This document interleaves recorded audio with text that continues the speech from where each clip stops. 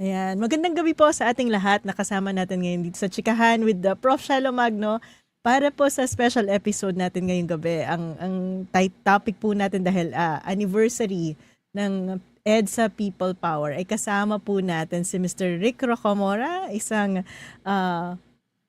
award-winning documentary photographer. Currently based na po siya ngayon sa United States pero napakadami po niyang mga award-winning pictures, documenting, including yung EDSA People Power, mga social realism photos. Pero ang maganda po kasi, maikukwento rin niya sa atin yung karanasan niya ng martial law. Kaya very honored po kami na makasama kayo ngayong gabi. Maraming salamat. Good evening po. Apo. So we'll start sharing some of the photos that you have and also the books na launch nyo po, ano? Yan. Sa ating viewers po, no, ang ating guest, maraming trabaho ukol sa pag-record, no, ng experience ng Pilipinas sa martial law. Some of these are lectures, some of these are books. Sabi ko nga kanina sa kanya, matagal ko nang hinahanap yung mga libro niya. Dahil there was a time na I was into photography. For some reason, di ko nahanap. pero excited ako dahil now meron na kaming libro. Binigyan niya po kami ng kopya. Yeah. So, ang works niya po, di ba? Yung martial law, yung prison conditions, and I think yung kanyang latest na work is this one. Totoo, tama po, no? And this is a kumbaga gallery of people who were victims of martial law at saka yung experience nila in para hindi natin makalimutan what life was like back then, no? Kasi po ngayon sobra yung effort sa revisionism eh. Parang ang narrative nila ay ang Marcos time daw yung pinakamagandang time sa buong Pilipinas. Yeah. So ano po yung nag-motivate sa inyo to actually produce this book, Dark Memories Never Again? Actually, it started in 2011. I was in Manila riding in a taxi, and I heard on the radio that the Commission of Human Rights at their office in Quezon City will be distributing money from the award out of a case. So I decided to drop my schedule and went to the CHR. And while people were gathered there waiting to be awarded the check, I made a presentation and I said, I don't know what's going to happen with this work, but I think it's important that I made photographs of people who are recipients of the award because nobody knows who you are.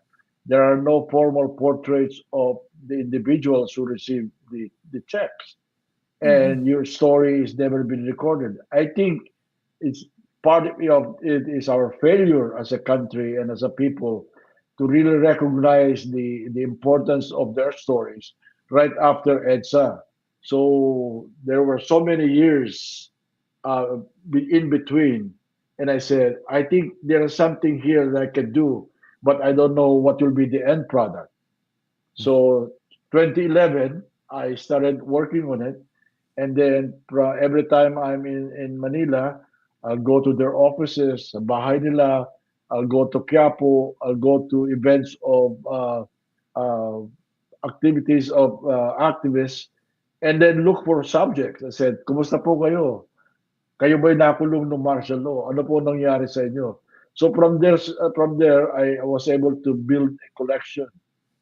But right from the beginning, my plan is to be able to have these materials available, especially when we talk about martial law and we talk about EDSA. Kasi as a documentary photographer, I see it as an important contribution that we can make to the history of our country. We should never forget what happened during martial law. You continue the conversation, I'll get the book. Okay.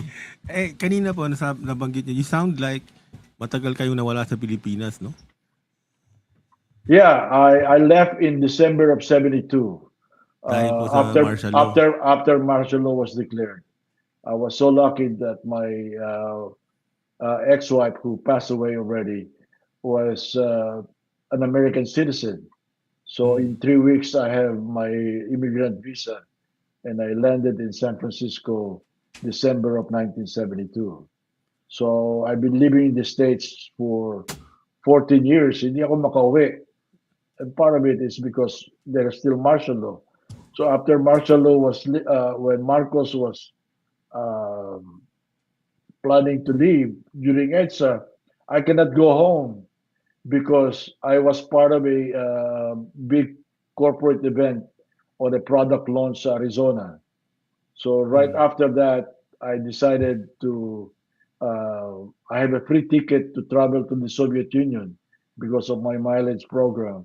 I surrendered that and traveled back to the Philippines in '86 about 4 times on a free ticket on United Airlines. Yeah. So this is one of the photos that Yes, you took. this is Yung one of the pong- first pictures I took on my first visit home. Saan And po ito? Saan po ito? sa Mindiola. It's a demonstration sa Mindiola. And I think what the T-shirt says, kaya ko, kaya mo, kaya natin, is even before the Obama I can, we can, you can, Yes, definitely. slogan.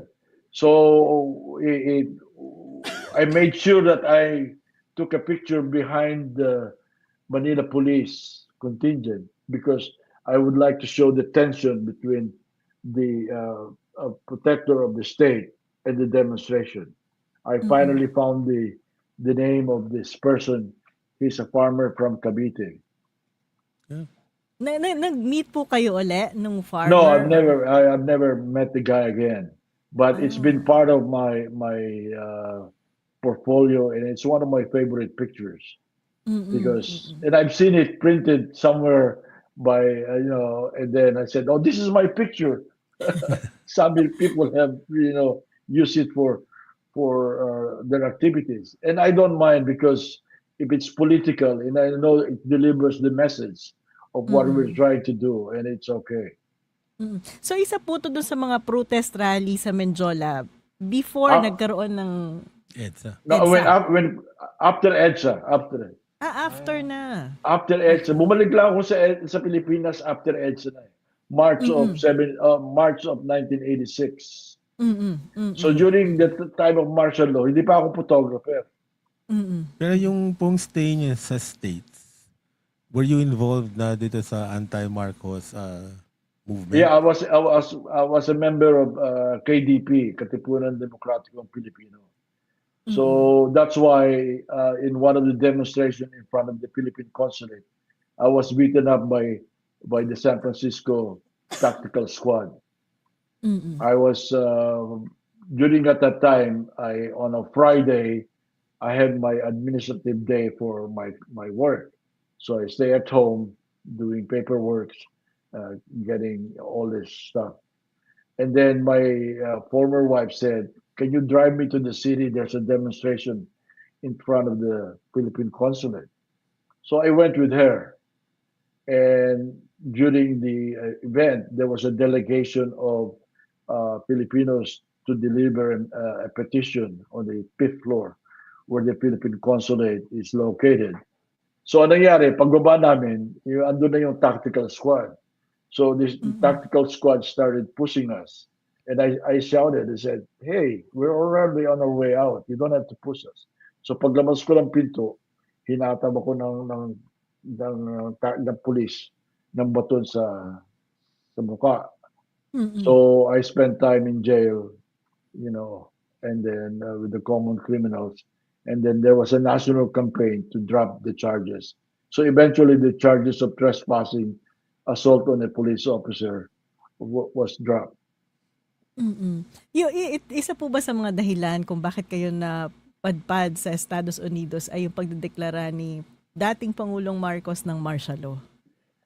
Part of it, because during that time, I was already attending demonstrations in front of the U.S. Embassy and my ex-wife uh, was also very much active during that period.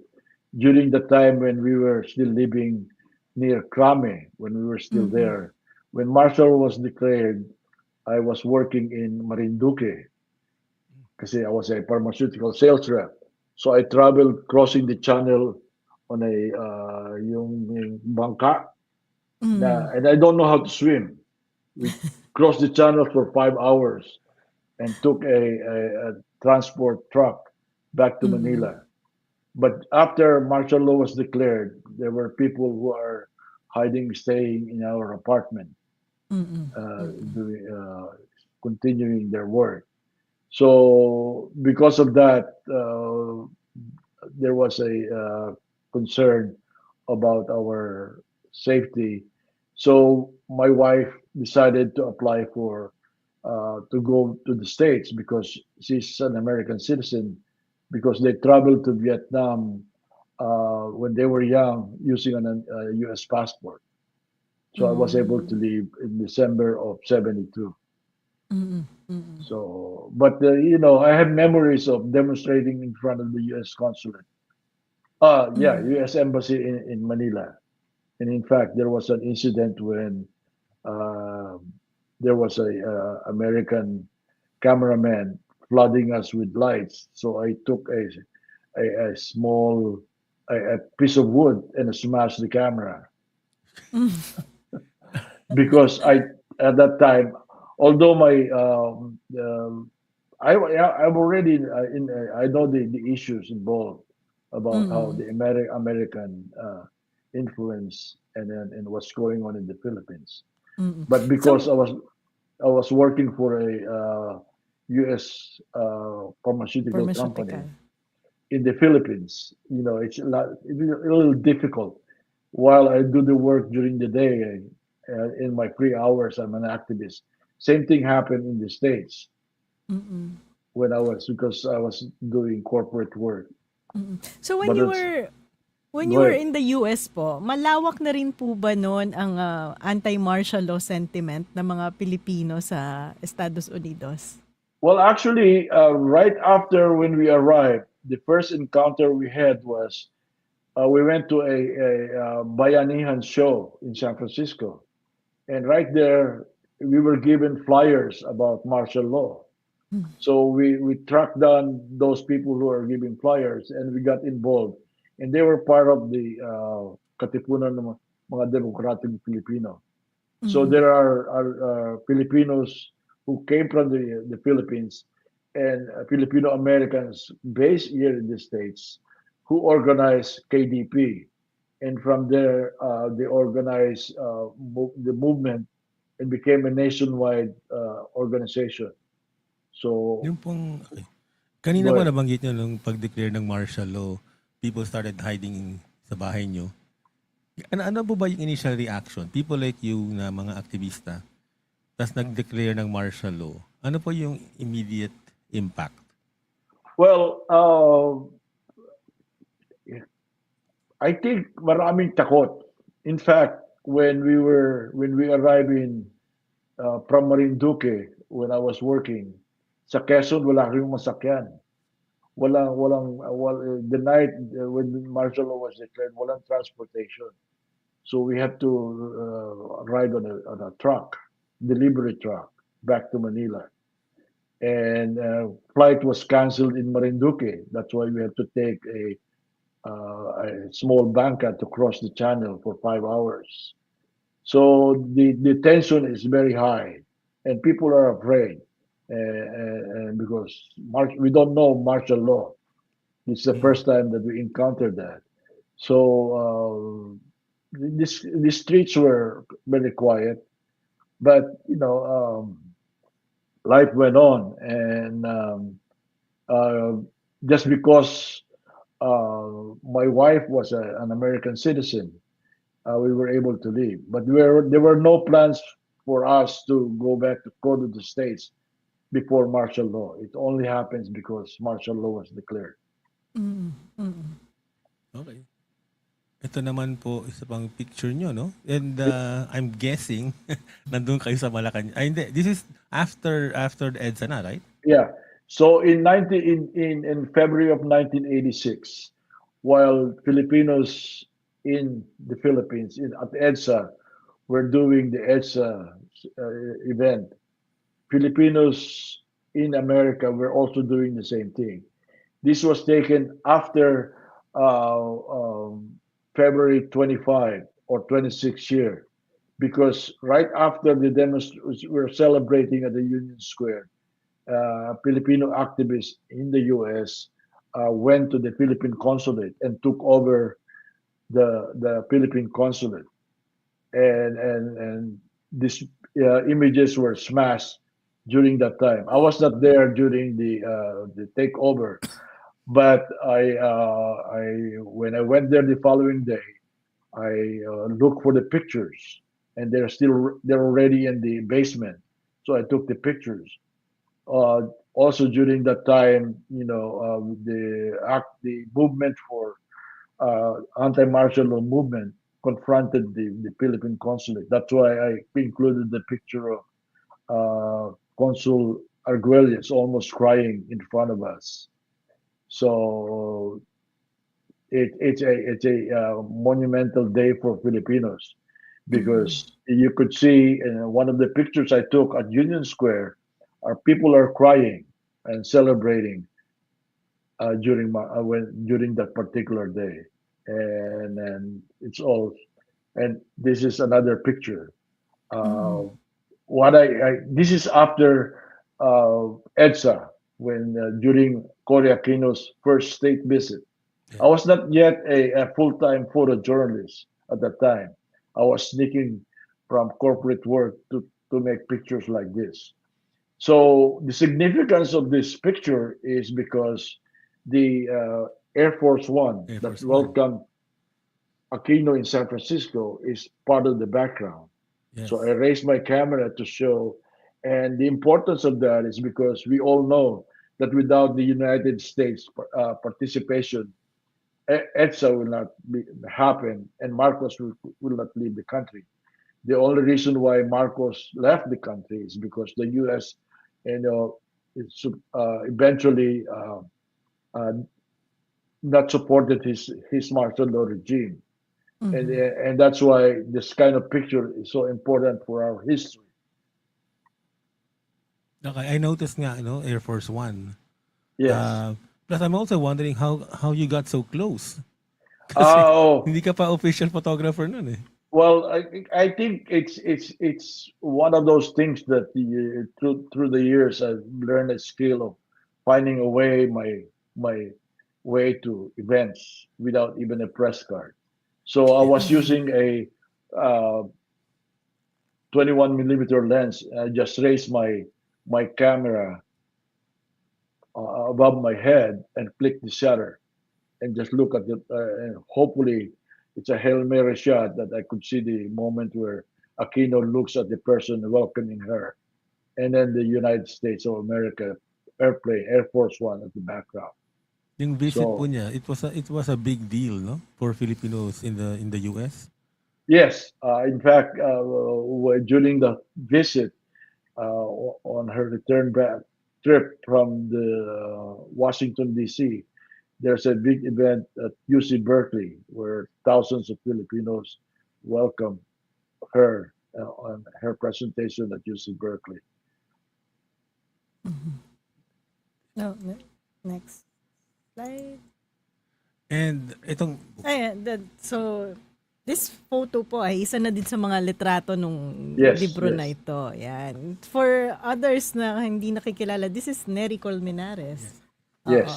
Yan. dating So, party list representative ng Bayan Bayan muna. Muna. Mm-mm. bayan muna. So I photographed Neri sa Batasan when he was still a party list Mm. congressperson. So I explained what I was doing, and he agreed to be photographed. And So then yung mga, I'm sorry sir, yung mga tao dito sa yung book, you don't know them personally. no, most of them, through. In fact, I just met them, some of them for the first time on the street or during Yeah. events. I just some I know Edicio because during during martial law or after he spent time visiting the states. I've met Boy Morales after in '86. So I know when there was an event at Bantayog and he was being honored, I looked for the son, or actually Paul I talked to Morales. Paul Morales. So he became part of the picture. I first Mm-mm. met Judy Tagewalo in March of '86 in Morong, Bataan, after they were released. Mm-mm. So because of my being an activist in the States, I am familiar with the people's names, although I've never met them. The first time I met Commander Dante was at Intramuros. There was a presentation. So and then eventually, one good story about Commander Dante. We were staying at the Hyatt Hotel because I have free tickets and free hotel because of the airlines. And while we're eating lunch at the Hyatt, the waiters surrounded us and started singing because the workers at the Hyatt Hotel were all union members, and they saw Commander Dante with us in the hotel, and around us are people. It looks like they're members of Congress too. Surprised that they're singing in front of Yung Commander pong Mm-mm. Dante. ah, Actually, yung gusto ko lang po i-point out din kasi ngayon usong-uso ang mga red tagging. I'm sure pag nakita nila si Nery Yeah. Colmenares, ire-red tag nila sa Tour Ocampo, Yes. Eta Rosales, they're all here. Pero maganda po siguro mapag ano kasi ngayon di-dismiss lang nila o komunista yan, nire-red tag nila. But what they don't understand is the story and the lives and the sacrifices na ginawa ng mga taong ito during martial law. I think that's the most important part of why the book is made, mm, because we must make sure that our people will never forget their sacrifices. Mhm. And they really, based on the testimonies of the book, they really suffered a lot. And people should always remember that people made contributions on our behalf, so we'll have all the freedoms that we have now. Yes. And yun that's din po very yung important.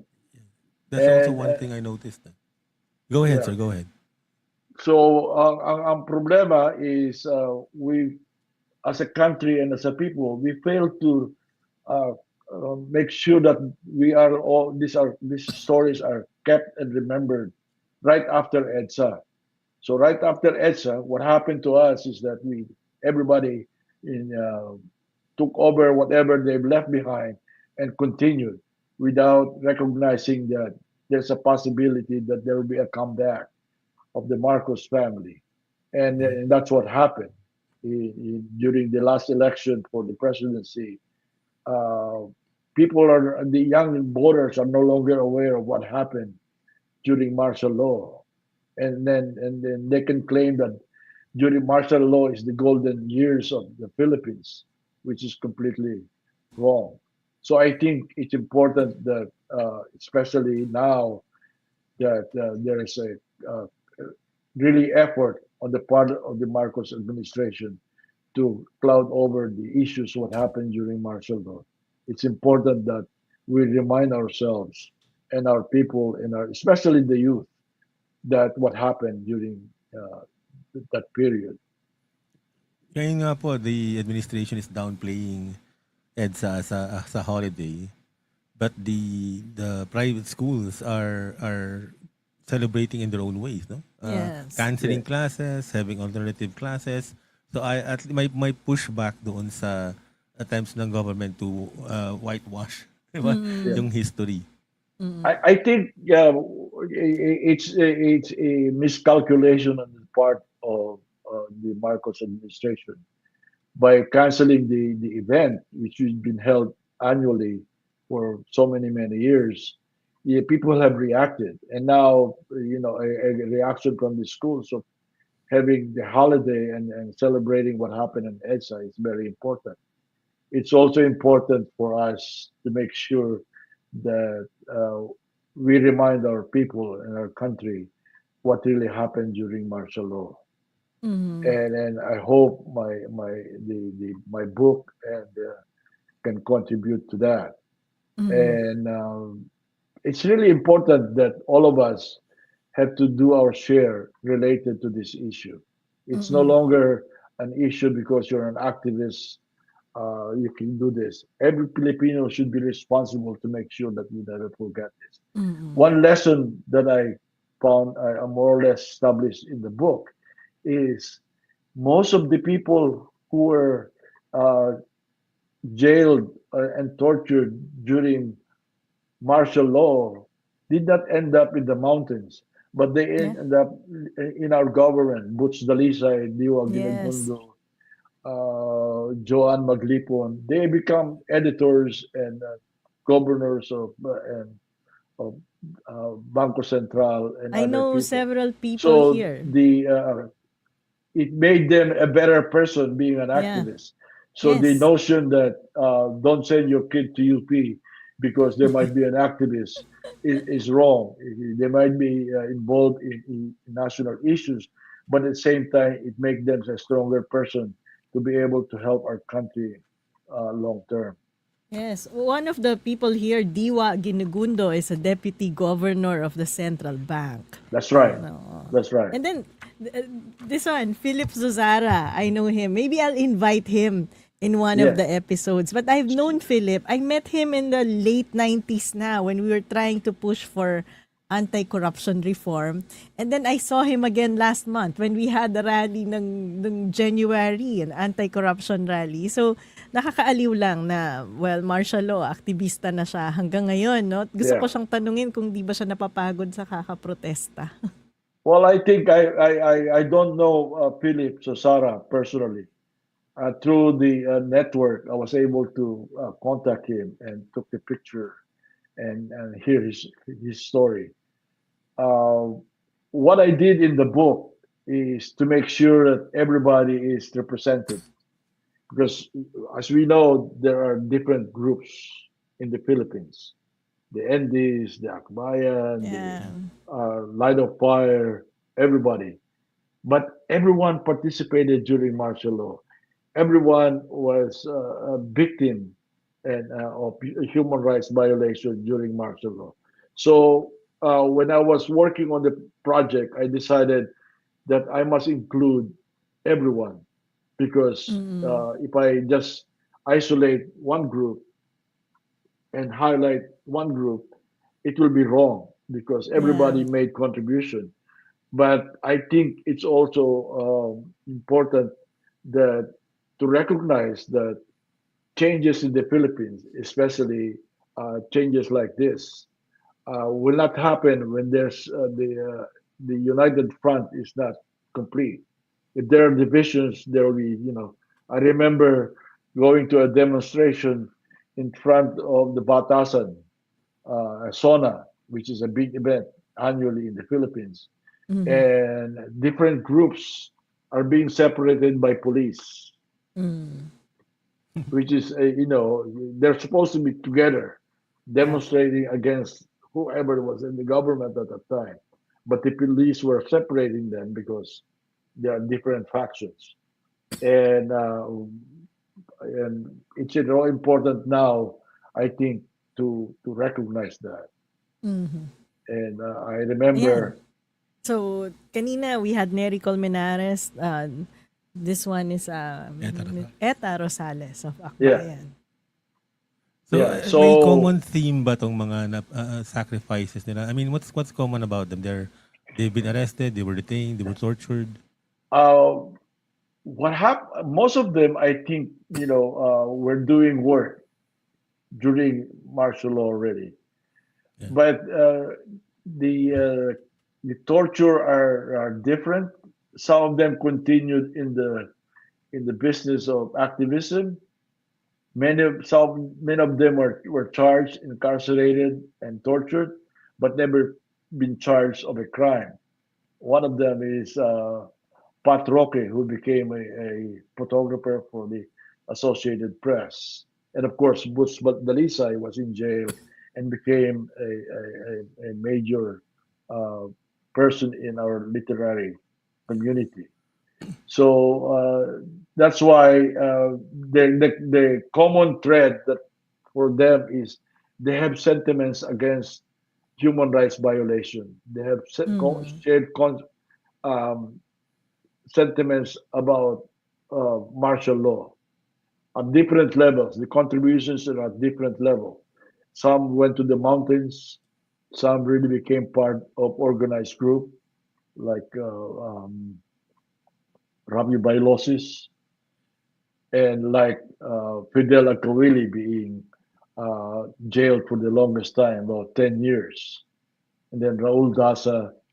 And there are also working on this project. I found out things that I don't know, like the massacre in Mindanao that happened. I remember when I was at the CHR making pictures, I photographed a Muslim mother, and she said 5 of my kids were killed, and some of them were hanged and burned from the ground by the military. Kaya po, I had to ask kasi si Enrile not too long ago said, nung martial law, wala daw kinulong ni isang tao. I mean, No, that's that's the way that. they're revising history Well, I think it really is trying to, you know, distort history. I and because many of the people he knows were also in jail. Yeah. Yeah. Another person actually dito ang nakita ko lang, si Oliver Teves. We're actually Yes. neighbors. He's Oh, Oli Tevez. yes, Yeah. yes, yes, I I yes. I I knew Oli because when he was with AP, and then later on I found out his history. So I made sure that he becomes part of the book. He's now editor in Inquirer.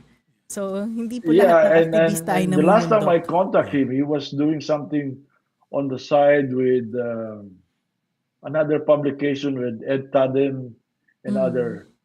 I forgot. In fact, I contributed something related to most of the people incarcerated who survived Tokhang end up in Mm-mm. jail. Mm. Another They were person is, killed. Yeah, yeah, Gani Serrano, yeah. PRRM, of That's course. right. That's right. Yeah. So Mm-mm. I first met Gani in Morong, Bataan, because in Morong, Bataan, uh, there were many NPAs in Morong at that time, and many of them were killed also during the encounters with the military. Yun ang inspiring The fact that we met many of these people, tapos hindi sila naubusan ng energy. Di ba? I Yeah. mean, they find other ways to make changes. So parang feeling ko I don't have the right to be tired. Kasi I see people way older than me na up to now or Well, May Yeah, Rodriguez, of magkasama course. pa rin po kami ngayon sa Wag Kang Kukurap. Yeah, I think what's important here is, and it's true to a lot of people, once you become conscious of the issues and you become concerned about human rights violation and all this kind of stuff, it will never leave you anymore. yeah. So throughout your life, you become concerned about that, and in many different ways, we do our share. You can still go to a rally, uh, go to meetings, talk to the person, but I think that kind of activation should be done by the Filipinos now, especially during this time of election. Because if you, the one issue that I'm really concerned about is we've been electing people in Congress and the Senate just because they're popular, they become senators and congressmen. And I've been in the Senate several times making pictures, and I saw how they perform. In fact, it's on YouTube. But I think if we this is happening for several elections already, and we continue electing them, but there's no concerted effort from the citizenry to remind our kababayan that they are not qualified to be senators and members of the legislature.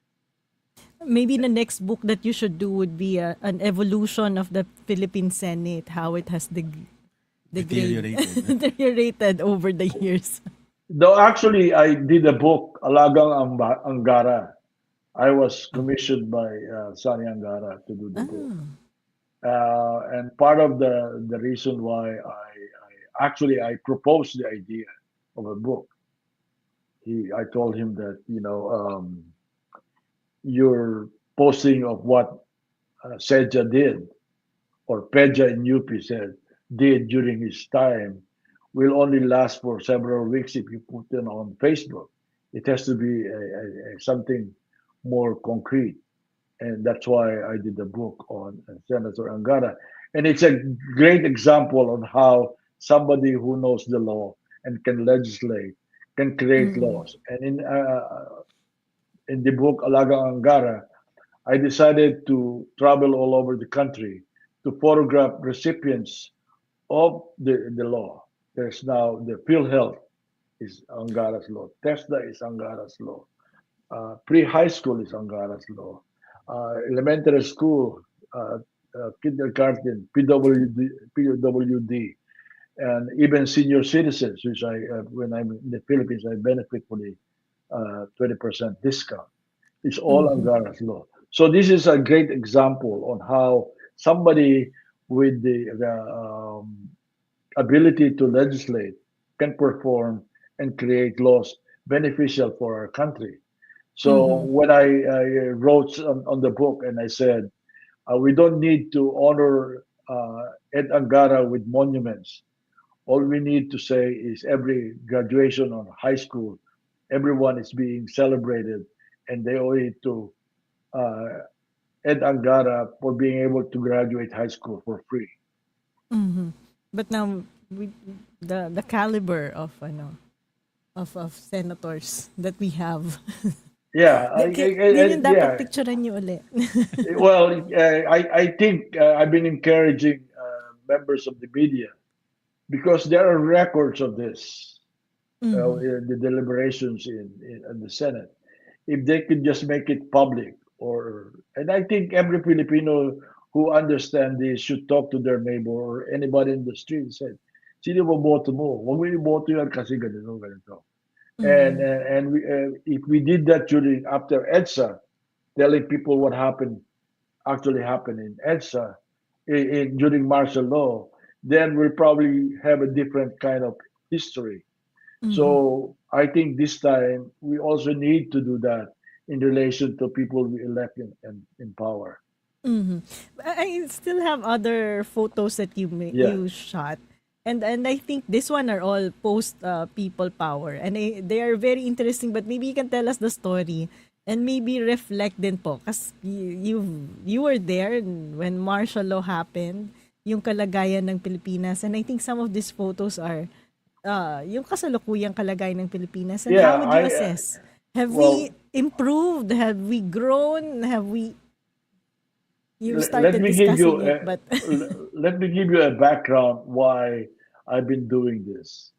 When I first went back in '86, I was not a full-time photographer yet. I was just an aspiring photographer starting to think of a career in photography. When I left the Philippines on my first visit after 14 years, I said, if I'll get a chance, I'll document my concerns in my home country. I never call, I always call the Philippines my home country. And these are my concerns. That's why I did the work on human wrong in police prisons about Rodaline Musende, who's a homeless girl in mm, Quiapo who got a scholarship and now working as a supervisor. This picture is the traffic conditions. I, I cannot ride a jeep anymore because I'm too fat. Sobrang bayad ko ng siguro. So I usually take a taxi or Grab. But I see this every day where people are lining up on MRT to get a ride, and it concerns me. And I said, this is a picture that must be recorded. That our country have really failed to provide benefits for the working people. Everybody has cars now, and I can afford to get a grab car or taxi, but many are waiting like this every day for Mm-hmm. hours to go home and to go to work, and that's unfortunate. This Mm-hmm. is a picture in Hulo. I was able to get a made a trip to Hulo with Angelo Valencia. Angelo was building schools for in Sulu, and this I while we're going around Hulo, instead of riding in the cab of the Humvee, I rode at the top with the soldiers and said, "I know the risk, but I need a picture that to show that the military were there not, not to protect the Muslims, but to make sure that the Muslims do not do anything." So the significance of this picture is this caliber 50 directed towards the mosque in Hulo, Mm-hmm. Sulu. Mm-hmm. So it's a subtle way of saying this is what I'm my concern about. Yan po. This is yeah, this is inside Manila City Jail. In the city jail, there are various gangs operate in several sections, and these are cubicles where people are asleep who pay the gang members a fee, so they can have their own small room with a bed, with a electric fan. Right there's an electric fan here Mm-hmm. going, and of course, uh, Marian Rivera poster on the wall.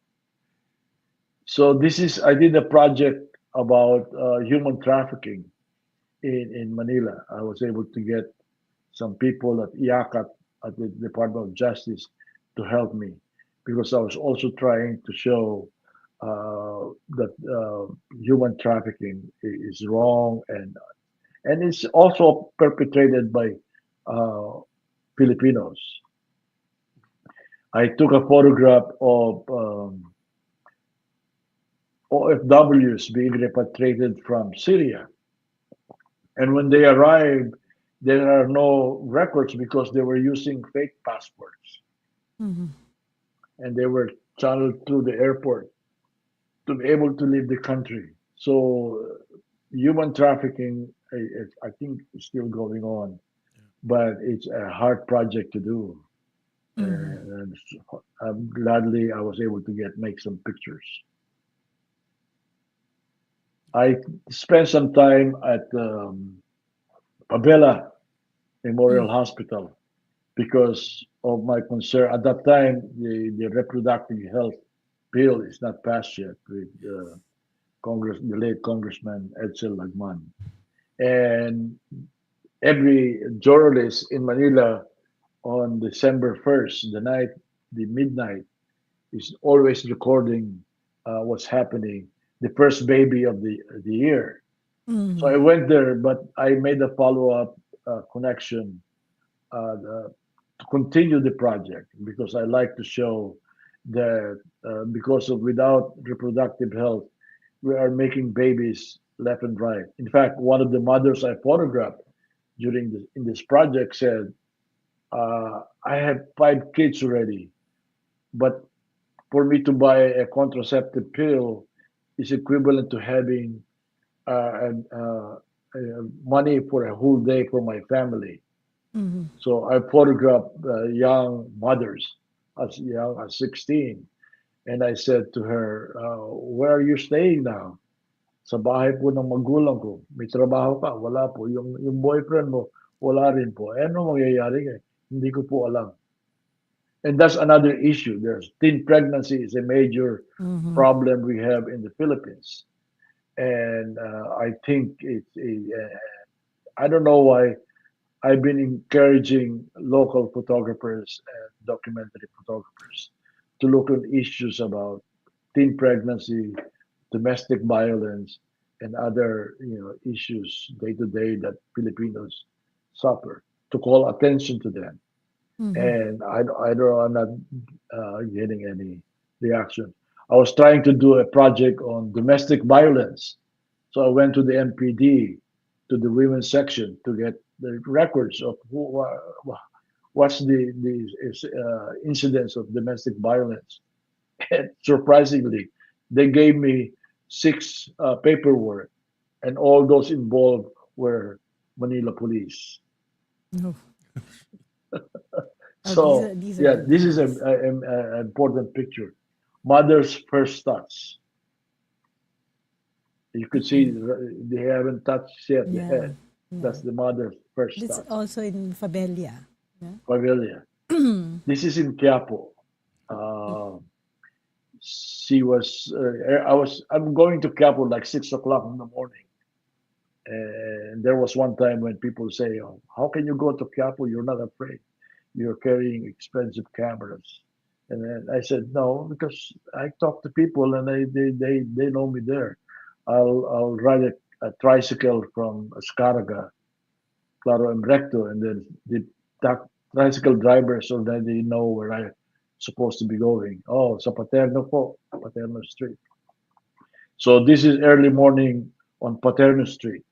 I Mm. forgot her name, but she was just recently released in jail, uh, Mm. and she was carrying the laundry and the cardboard box where she slept that night. And the significance with the Filipinas jacket made a statement that in our country there are still the economic inequality is very much alive and present. Mhm. This is Rodali Musende. I met Rodali Musende when I was doing a project related to people living in the street. So I walk around and took pictures. And but my practice is if I go to a place and went back there again, I will look for the subjects that I photographed. And it so happened that my first picture of Rodalie was she was sleeping on the street with her sister on Paterno Street. So when I went back, I was asking, I took a picture of two young girls here. Who are they? Then I found out Rodalie was, her name was Rodalie Mosende. And I asked the mother, where is she now? She's working on Carriedo part time. Then I found out also that she is one of the few uh, uh, kids on Paterno Street going to high school. Mm.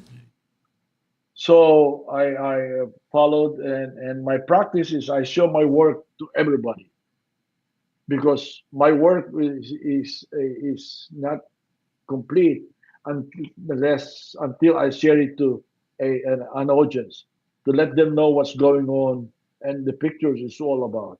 So Mhm. somebody offered her a college scholarship, and Mhm. because of that scholarship, she graduated at Lyceum after 4 years.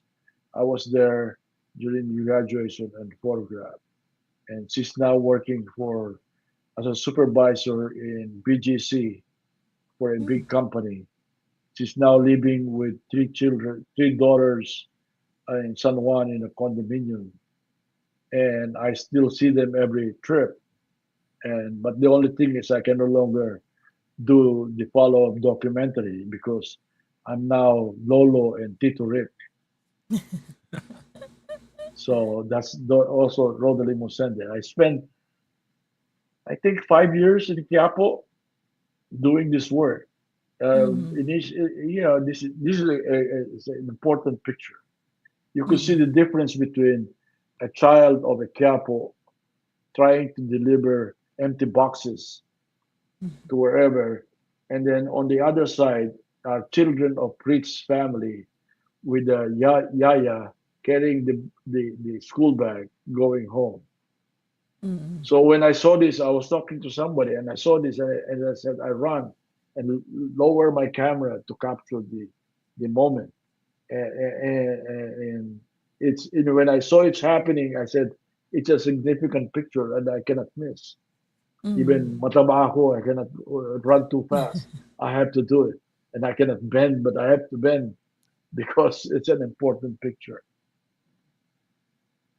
Oh, this This one. is yeah, this is a classic example of remember during Tokhang riding in tandem. Mm-hmm. So these are police officers in Santa Ana. So when I was doing work related to conditions in prison, I was able to get access through Manila precinct stations. I will tell my contact at MPD and said, "Can I go there?" And said, "Oh, sure." They called the station commander and said, "I'll go." But while I was in Santa Ana, I saw this happening, and in my mind right away, I associated it with riding in tandem because at that time, Tokhang, the riding in tandem is very popular, and it's either the police or somebody else, but two in riding in a motorcycle with armed killing people on the street. So, and I gave them copies of the picture. And this is So this Rodrigo is again. Rodolfo Mosende again in Quiapo. This is when I was still doing corporate work. It's a Mm-hmm. demonstration on the nurses who were accused of killing, I think, in Michigan. So I Mm-hmm. was still doing corporate work. On my lunchtime, I joined the demonstration in front of the federal building. This is Mosende again. Mm-hmm. This is Mosende. So the significance of this picture is Mosende uh, going home to Paterno Street, and you could see the difference because she's now in college. There's a on her personality is very, confident, looking Mm-hmm. forward, smiling in step, wearing that uniform. I don't know why they require them to wear that kind of uniform for a hospitality degree at Lyceum. But the person next to her is walking with her head down, Down. which shows the lack of confidence. And on the right side, the guy on the bicycle, it's not a complete word. It says palad, a palad, lucky. Ang galing ng So timing ng mga composition ng photo. yeah, I think for photographers, it's not just making a picture, finding a way for the picture to make sense. So the other Mm-hmm. picture is like I think 4 o'clock in the morning. This one. Eh, The other one, the previous the one. this one. Yes, It's I early. went to Quiapo early, and that's most Mosende getting at 4 o'clock in the morning. Mm-hmm. Yeah. So in fact, I was just. This is part of the Angara book, Alaga Angara. I was in Tondo, and I. This is part of the pictures, part of the book because in Tondo there is no. I think 3 sessions of classes because there are so many children, and this is around lunchtime. She's going to school, so that's part of the picture on related to education. I think this is the last photo on my slide. But what I wanna ask you po is your reflection going back to my question kanina. Going back and forth in the Philippines taking photos, you've experienced martial law, post martial law, tokhang hanggang ngayon.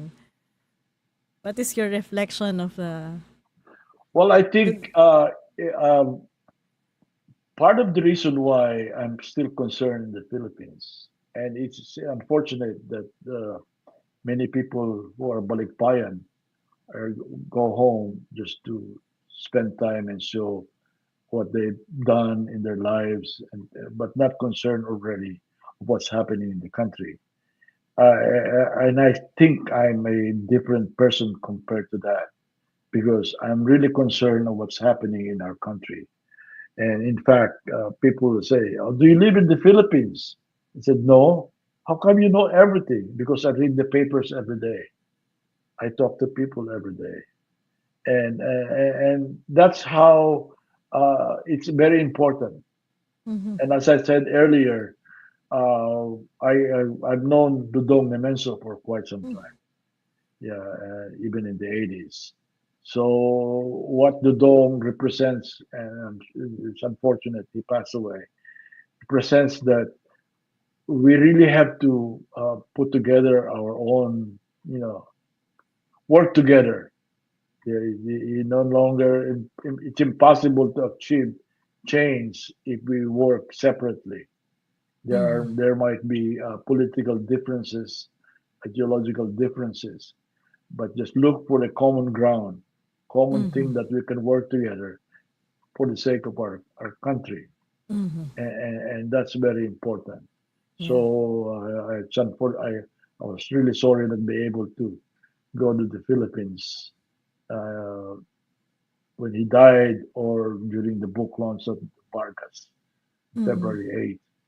But I think it's important that his message, be it's loud and clear that there's now a need for all of us, regardless of your political affiliation, Mhm. your ideological foundation. We must have to work together because our country really needs change Mhm. at many, Mhm. many levels, and especially education. Education Mhm. is something that, will help everyone if everybody's get better school and with more knowledge to do the work that we need to do. Mhm. Actually, marami nga pong Filipinos even outside the country who continue to be very concerned sa kinakalagyan, kinatutunguhan ng ating bansa. Dito po yung madalas na nakakasama natin dito sa YouTube channel natin sa comment section. Maraming mga Pilipino na nakatira na sa ibang bansa pero directly messaging me nung kanilang mga concerns. So nakakatuwa po actually na patuloy pa rin, marami pa rin mga Pilipino yung patuloy na nagsusumikap, imulat yung mga Yeah, tao.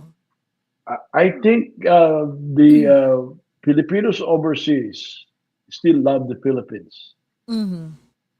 but the problem is they cannot find a way to where to contribute. It has to be something that has to be organized. Mhm. There's also a common thing about among Filipinos that, oh, we're asking to donate something, baka hindi na makarating sa pupuntahan. Mhm. So that's another issue that has to be addressed. So and it's really important because the overseas Filipinos is a very good resource. I Mhm. remember Mhm. when the Dong said to me, "You know why our education system has really failed in the recent years? It's because many of the best teachers we have are now working in Hong Kong and other areas as domestic helpers, and they're tutoring children of the people they're serving Mhm. as I part of notice all si the. si si Professor Nemenzo is not here, but Fidel is here. Actually, I was including I photographed the Dong Mhm. for the project, Yeah. but he said I don't like to be part of it. I'm not a hero. So, but Fidel, I've known Yeah. Fidel yeah. So I took pictures of Fidel for the So where project. can I'm very lucky na pinadalahan niyo ako ng kopya ng book. But for others who want to have a copy of the book, where can they buy? So it's still a bit. I donated books to Bantayog, so but they go to Bantayog, they can get a Mm. copy of the book. It's also available at the Ateneo Art Gallery because I had an exhibit there, and they still have copies of the book. And I think I don't know, but I can send you there's a phone number of somebody who has copies of the book, and they Mm-hmm. can call that number, and so that it can be shipped to them via Lalamove or Grab if you Mm-hmm. pay the fee for delivery. Mm-hmm. Um, The book that you want to get. Yung iba niyo pong libro. Most of the books are out of print. Yeah. Human Wrong is Mm-hmm. already out of print. The Human Wrong project was a I did the project without really thinking doing a book. But once I Mm-hmm. had the material, I said, this is something that needed, especially for lawyers, because we're sending uh, suspects to jail and piling up cases against them without just to make sure that they stay longer in jail and they Yeah. cannot post bail. So what I did with the book is I worked with IBP, with Adel Fajardo, and said, find me the money to publish the book, and you can use the book to give to members of IBP, so they will know when they said, "Oh, you made a crime. This is you're gonna go." Show them the pictures of the book, and if you continue doing this, you'll end up here. It's a deter instead of it's also a deterrent for crime prevention. Maybe you So can IBP, make a PDF version of the book so we can share. yeah, my copies here are just for my archive already. In fact, I have an exhibit here at City College of San Francisco, and I don't have any books to sell. I might have one or two in Manila, but I'm not sure. So I Mm-mm. have still Quiapo book, the Veterans book is still available. Dark Memories are still available in Manila, and I'm doing another book. Hopefully, I'll be home in May. No, we'll see you in May. But what's the book about? It's about the Sigmaro. Ah, You're a member of Sigmaro. Yes, yeah. Okay. I spent 18 years documenting our way of life as a Mm-hmm. Sigmaroan. Mm-hmm. So finally, I think I'm doing the book in May. Mm-hmm. So it's funny. My politics are all over the place. So when you Uh, visit po Manila, contact us and we'll meet you. I will definitely. I always hang around Diliman anyway. Mm-hmm. Mm-hmm. Yeah. So in fact, I have from time to time I'll have lunch at the College of Law or Via Mare. Oh, okay. okay. Okay. Yeah. It's right next to our building. Yes, I know. Okay, cool. Yeah. Yes po. So, uh, Thank you very much po for giving us time to share your photos, the stories of the Stories. pictures you took, and to help us commemorate the martial law, the people power, and the story of the people involved during that time. yes. Maraming salamat din for Apa. what you guys are doing for our country. It's really important to have a vehicle to tell stories, Mm-mm. especially while I don't know the range of your audience. I think if there's a message that we can say is for those people who understand the issues that affect our country, don't settle for just understanding it, but do Mm-hmm. something about it and tell the next person next to us, our katulong or people in the street, to make Mm-hmm. sure that we can make some changes. Yeah, Mm-hmm. and the coming election will be very interesting, and Yeah. I'm sure the Are you ayuda. optimistic? Not really, because the ayuda is still there, and Yeah. Yeah. and that really clouds the decision of voters. Mm-hmm. Because I always used to say that if you have five families, members of a family, five voters in a family, and if they're given like 10,000 each, so Mm-hmm. it's the first time for a family to have Much money. 50,000 pesos at one Yes. time, Mm-mm. and that's the unfortunate part. Yeah. So and it shows on the issue about budget Mm-mm. that Mm-mm. you are trying to expose, Yeah. and it's also affects the issue of our educational system. Mm-hmm. So in fact, Sani Angara lost so many billions on the budget allocation Yes. unknowingly, Mm-hmm. but hopefully it's going to get corrected. But Mm-mm. I think it's what's really important is we as a people, no matter in our what situation we're in, we need to help each other. Mhm. Help not only ourselves, but help the people who are really in need. I think there's Mhm. a corporate responsibility now. I was reading this morning about the cancellation of USA. Our Yeah. Department of Education, I think, is losing 4 billion pesos. Mhm. This is the time when corporations, big companies, could shoulder some of that lost money Mm. because we really need to improve the education of our country. And Mm. we're lucky Sunny Angara is there now. Mm. Mm. Mm. Yeah, yeah. I'm hopeful that he's gonna be able to implement significant reforms because we really need a lot of work that needs to be done in the education sector. Yeah, we all know that, but Mm. it's so unfortunate. It's been so many years. We're just now discovering the problems that existed for years, Mm. decades in the Mm. department. Mm. Mm. Yeah. Anyway, maraming So salamat po. We'll see you in May sa pagbisita yes, nyo. At yeah. thank you po sa libro, sa mga libro. Dalawang Maraming kopya to, salamat sabi din. niya sa kanya daw yung isa. Mainggiting Maraming audience. maraming salamat din for the Opo. invitation, and I hope I Alright. could, I was able to share some Yes. perspective.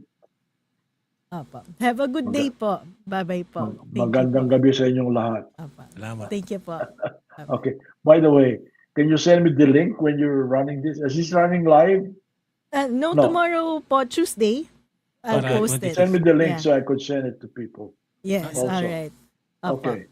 Thank Thank you po. you. Bye-bye. Maraming Thank you. salamat. Bye. Opo, bye.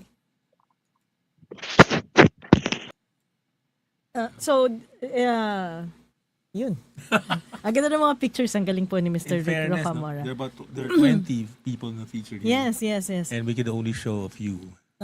So I think you should get a copy of the book kasi very interesting po yung mga story and narratives na nandito. And tama po si Mr. Rick Rocamora, no? Ito yung mga kwento na dapat binabalikan natin at hindi natin kinakalimutan. Lalong-lalo na yung mga sacrifices na ginawa ng mga tao. Actually, yun yung gusto kong i-emphasize dito. Mahilig tayong mag-red tag.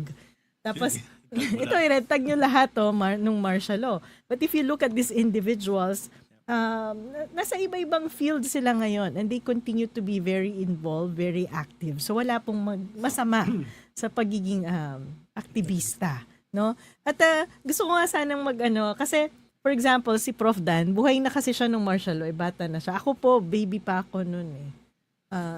Nung nag-ed sa People Power, grade 2 pa lang ako noon. So ikaw, what is I have my own reflection and ni concern. But I have my own, I'll tell them. But ikaw muna. Reflection on... Yung appreciation mo, nangyaring martial law, people yes. power, Parang and it's now. hard to explain yung emotional impact ng people power. Mhm. You had to be there. Mhm. If you were there, imposible sabihin mo na hindi nangyari talaga. Kasi it's one of those moments na that I mean, at least a critical mass. Mhm. Work together para mag-end, para mapatigilin na itong diktadura ni Ferdinand Marcos. Oo. Ngayon, parang sinasabi lang failure.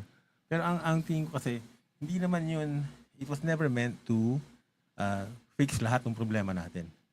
Mhm. Ang naging common cause ng mga tao doon is tanggalin si Marcos. Ang problema, Huwag kang lumayos. ang problema ngayon ay ang ginagawa ng mga tao, sabi nito, wala namang nangyari since nagkaroon ng EDSA. Pero it was the opportunity for us to begin again. Mhm. And in many ways, we did. Okay? Pero kung hindi tayo nagtagumpay, it's not because nagka-EDSA. It's because maraming dahilan dyan yung mga dating political forces recovered. Dahil wala namang blueprint talaga yung moving forward from EDSA. So madaling ma-hijack. Mhm. And I think that's what happened. Yung failures are due to our inability to have one clear direction. Pero EDSA by itself, hindi mo pwedeng maliitin yan. Mhm. It was huge then, as it should be, as it is now. Mhm.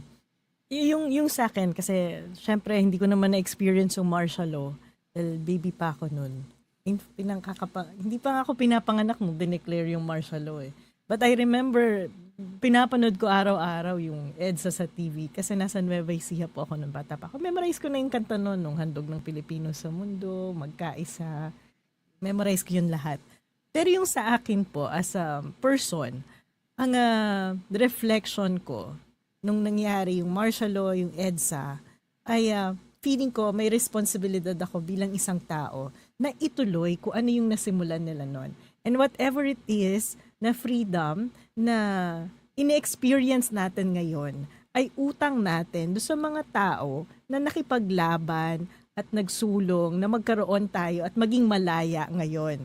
So kung naging failure man yon is because of yung mga tao na sumunod doon sa mga nagsimula ng foundation na baka kinulang pa tayo sa effort natin to push for reforms na kailangan sinusulong pa natin. Pero hindi po ibig sabihin na mag-give up na tayo. Maaaring kailangan pang dagdagan ng effort. And it means hindi tayo dapat mag-give up. Ituloy lang natin. Dahil yung lahat po ng effort natin mula dun sa mga nagsimula, hindi mo kamula kay Jose Rizal, kay Andres Bonifacio, na patuloy na nagsusulong ng tunay na revolusyon at pagbabago sa Pilipinas, na hanggang ngayon ay hindi pa natin nakakamtan dahil hanggang ngayon marami pa ring biktima at nagpapaalipin.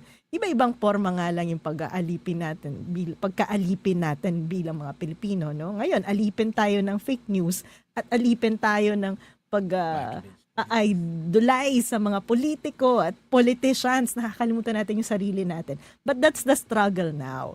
And it means na may bagong mukha yung struggle natin. Kailangan lang natin ituloy yung pakikipaglaban dahil baka at some point, magkaroon na talaga at mapalaya na talaga natin ang Pilipinas.